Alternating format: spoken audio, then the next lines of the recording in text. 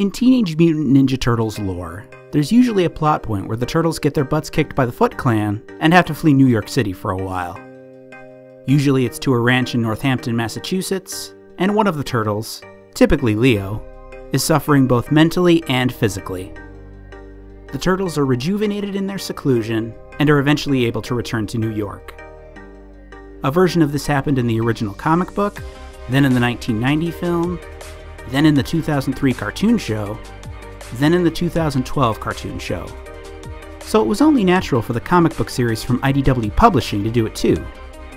And while it's only about 4 issues, the book's Northampton story arc remains one of its creative high points all these years later. So how do you follow that up? How about with a villain summit of sorts featuring the book's first meeting between Shredder and Krang? It's all there in IDW Publishing's Teenage Mutant Ninja Turtles numbers 29 through 37. This is a comic book transmission.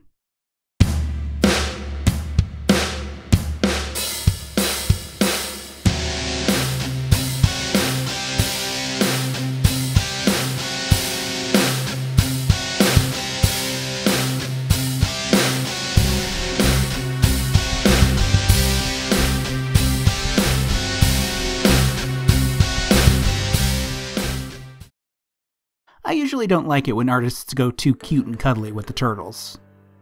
That's not to say they can't have a softer, gentler side. And not every Turtles story has to be dark and gritty like Kevin Eastman and Peter Laird originally drew them in the 80s. But remember, the Turtles are ninja. They're warriors. They should look like they can go at any moment. If you get too cutesy, you kill that effect. I think one would be hard-pressed to debate that Sophie Campbell's art in these issues has a cute quality to it, but it gets a pass from me because there's so much more to it than that. This is as emotionally transparent and vulnerable as the Turtles have ever looked. Part of that is because of the softer look Campbell gives them.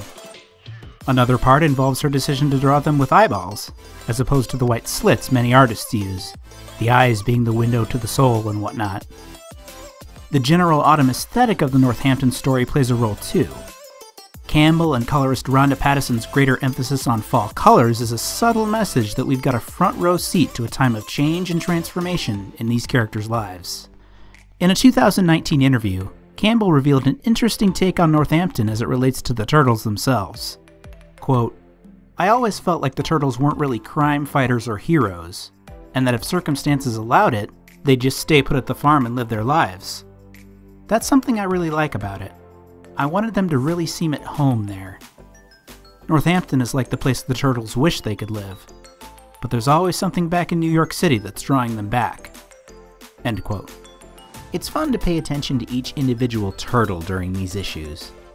Number 30 in particular. Each brother deals with the blows they've been dealt in his own way. Michelangelo narrates the issue via a letter to Woody, reaching out to a friend while expressing himself creatively. Leonardo desperately seeks guidance from a mentor, in this case his mother. More on her in a minute. Raphael, perhaps predictably, seeks out confrontation. Understated, but no less important, is Donatello's emergence as a healer. We see him tend to Splinter's wounded leg, and act as a friendly ear for Leo. This emphasizes that his contributions to the Turtle Clan go far beyond that of a tech geek. The Turtles aren't the only ones healing, though. Alopex, who follows the Turtles to Northampton, is healing too. No longer under the Shredder's influence, she's now alone and on the run. And as she contemplates her next move, her unique dynamic with Raphael continues to develop. The whole retreat to a farm story got a new twist in the IDW series. Instead of being wounded after a battle with the Foot, Leonardo is recovering from being brainwashed by the Shredder and Kitsune. It wasn't just a matter of Leo healing from his wounds.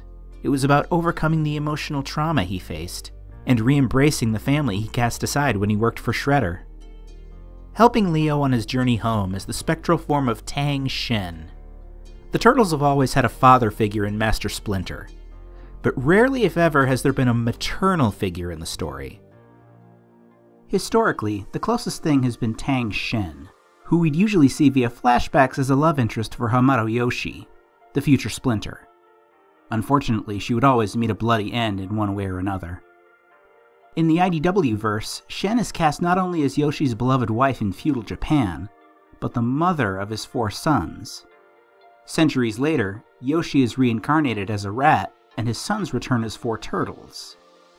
Shen, on the other hand, becomes a spectral presence, and for the first time has a role in the ongoing story of the TMNT. We saw her briefly during City Fall, and we see her once again during Northampton. Campbell and Pattison's art becomes downright tender, and also brighter during Shen scenes. It's a unique visual, seeing this woman behave in a familial way with these anthropomorphic animals. And needless to say, her relationship to the Turtles and Splinter is unlike any we've seen in the series thus far. On the subject of healing, not to be lost in the shuffle is April O'Neil, and her role in the saga of the Turtles. We learn in Northampton that her father, now disabled after suffering a stroke, was once a scientist who had a hand in testing and developing the mutagen that transformed the Turtles and Splinter into their present state.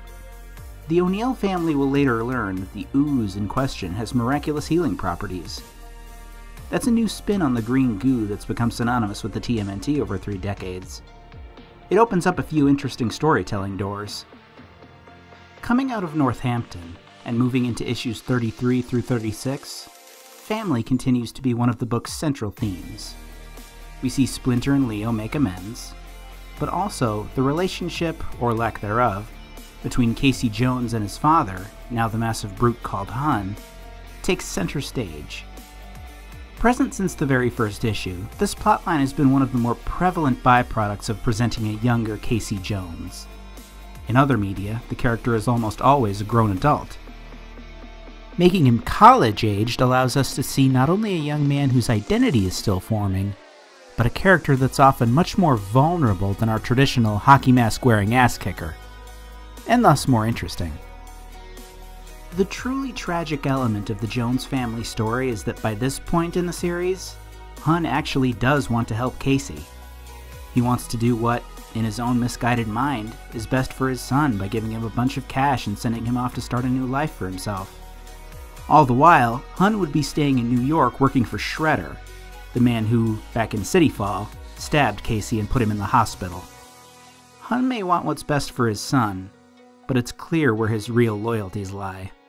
And when Casey refuses his father's offer, we get an all-too-grim look at just who Arnold Jones has become. Issue 33 also sees Mateus Santaluco return on pencils and inks. My complaints from City Fall about Santaluco's turtles looking too inflatable and puffy still stand, but oddly enough, his renderings of Slash, another mutant turtle, are perfectly fine. Granted, Slash is a different species of turtle, and is larger than our 4 boys in green. He also has an entirely different texture to his skin, which Santaluco draws beautifully. All Santaluco's mutant characters are very charismatic and expressive. He gets to show them off in the form of Old Hobbs' burgeoning mutant gang, which includes Slash, and the hilariously awesome Pigeon Pete. So it becomes that much easier to get invested in these characters and their world. There's also the Rat King, who Splinter and Leo encounter in issue 36. Another TMNT legacy character that's appeared in various media over the years, his trademark is his ability to control rats. Naturally, that becomes a problem for Splinter. The Rat King of the IDW verse has a more supernatural and, frankly, demonic quality to him. As one might expect, he's hardly a one-off bad guy, and he has his place in the larger tapestry of the series. But for now, he simply puts Splinter and Leo through the ringer, content to play again another day. Also, kudos for this visual of Splinter being overrun by rats. That's... what would you call that? Ironic? Disturbing? Disturbingly ironic? This portion of the book also lays a good amount of foundation for things to come. We spend a decent amount of time with Angel, an old friend of Casey's and a member of the Purple Dragon Street Gang. She eventually dons a cybernetic suit and becomes Nobody, a hero who's a little bit like the TMNT equivalent to Iron Man. We also meet back up with tech genius Harold Lilja, who we met back in Donatello's micro-series issue.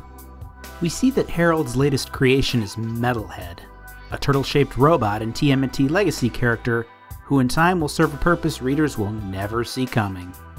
I was impressed with what the IDW team did with Metalhead. specifically his four-legged battle mode. Issue 37, and a portion of 36, see Corey Smith take a turn on artistic duties. Smith's style is somewhat akin to what Dan Duncan and Ben Bates turned in during their respective runs on the series. It feels very familiar. As always, Pattison's colors bring a wonderful consistency to it all. Smith gets the tall task of drawing the book's first meeting between Shredder and Krang. Or rather, not their first meeting. As it turns out, these two go way back. Like way, way back. I don't love that approach, as I think it would have been much more interesting to see these two would-be dictators and forces for evil meet for the first time and size each other up. But what we get nonetheless has intrigue to it. They meet for what's almost a business negotiation. As one might expect, things break down.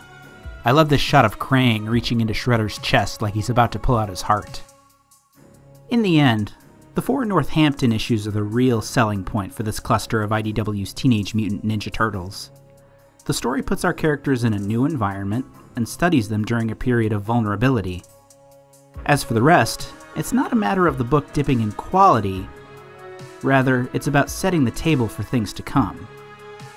And rest assured, big things are coming.